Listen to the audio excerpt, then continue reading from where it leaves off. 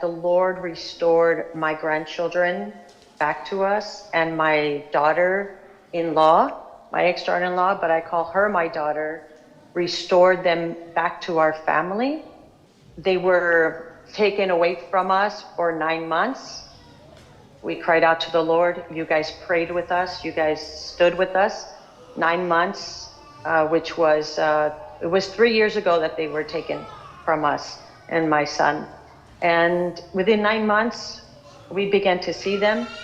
3 years now, they get to come and spend 2 days a week with me. I get to teach them the Word of God. I get to pray with them.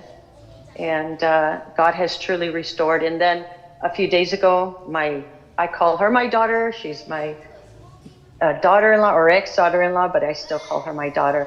And she came to our house, and she was at our house a few days ago.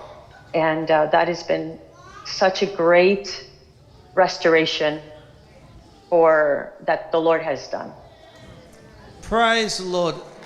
Gloria, who reconciles family? Grandmum with grandchildren?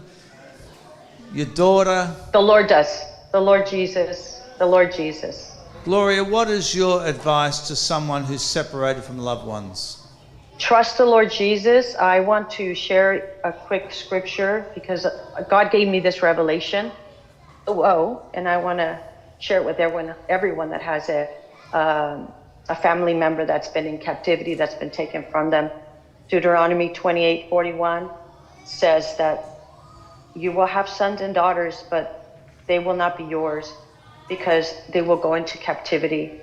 Verse 32 says, your sons and daughters will be given to another people while your eyes look on and long for them continually, but there will be nothing that you can do for them.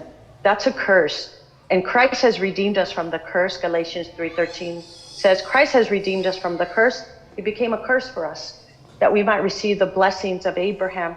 And that revelation came to me, Pastor, and I can see everyone in my family being restored, back, completely restored. We praise God for the revelation. The curse has been broken at Calvary. Gloria, receive the power of the Holy Spirit. Receive the power of the Holy Spirit. I see it as a weighty glory coming down upon you. A weighty glory. Thank you, Lord. Yes, Lord. There is so much more of your mercy and your goodness. Manifest that mercy and goodness in the life of the family. Let those words, Lord, go forth under the anointing. Let the goodness and mercy of God weigh upon them. Amen. Amen. Praise God. Praise God.